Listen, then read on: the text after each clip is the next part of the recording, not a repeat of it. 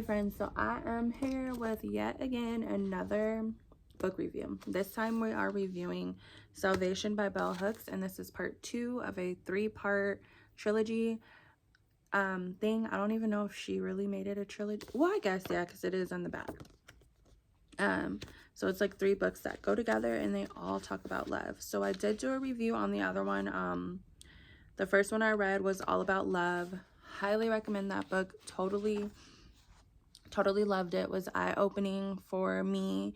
And then the same thing with this one on Salvation, and this is geared towards Black love with men and women, and I think that it's so important for us, especially now, like scrolling on social media, like all I see is like, what do you bring to the table? Well, what do you bring to the table? And you know, like this and that, and it's just like, who cares? Like everybody just needs to, like, you know, get in where you fit in type thing. I don't believe in like gender roles. Of course there's certain things that men can do physically different than a woman, and there's things that women can do physically different than a man.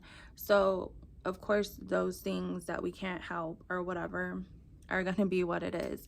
But as far as like who works, who could stay at home, or who can do dishes, or like, it's so stupid. Like, everybody is capable of doing dishes. Like, you did dishes at your mama's house, so why can't you do dishes at your own house? Like, it makes zero sense. But anyways, this was a perfect book that goes with that. It just kind of, for me, filled in some of the gaps. Like, I've also read another book called like Black Love is a Revolutionary Act, and that was a really good book too. I don't remember the author. I read it like years ago.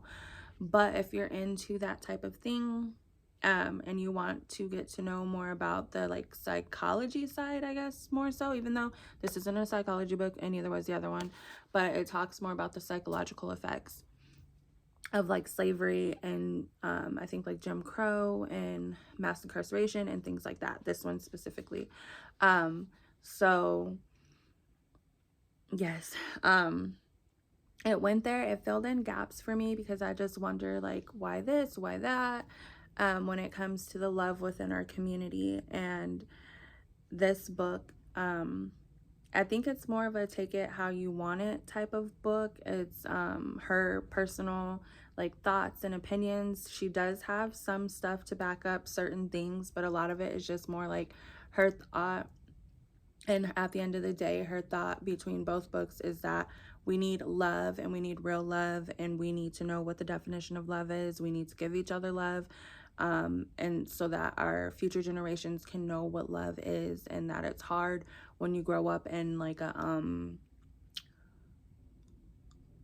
loveless home, and then you know, you get your trauma from that, and then you kind of like repeat cycles. It takes a lot to break a cycle like that. It's really hard.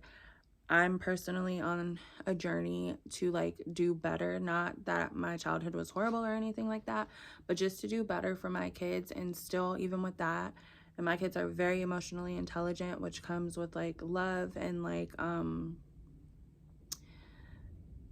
being very open and vulnerable with them and allowing them to express themselves. Whereas when I grew up, it was just like, do as I say and not as I do.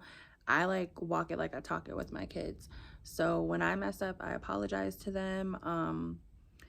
They are open enough to come tell me, maybe not right in that minute, but if I do something to offend them or hurt their feelings, they're open enough to come and tell me or text me. Some way, shape, or form, they will let me know that, like, hey, you hurt my feelings and blah blah blah, and give me the opportunity to explain myself and apologize for those actions. Because even if I'm right in what I did, sometimes the way I went about how I did something towards them is not right. And I think children are people as well. They're just little humans.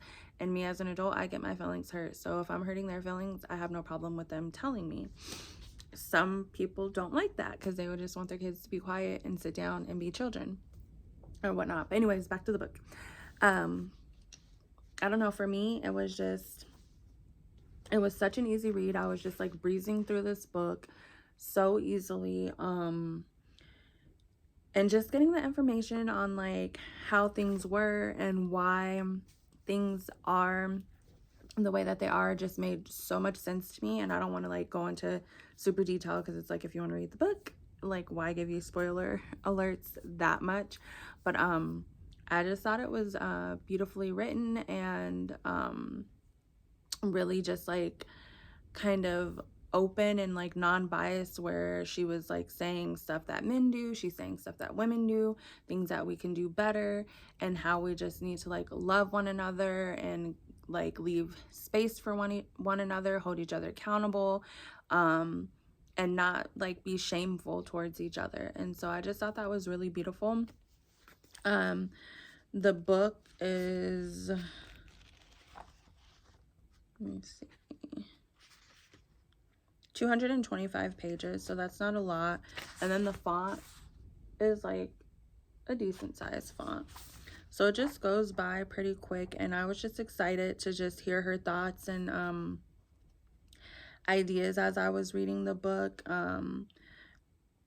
to just see what she had to say, what I can do better, what I can learn, what I can take from this book and apply to my own life, and let my kids know and let my husband know, so that we can you know, hopefully come together and like be on the same accord.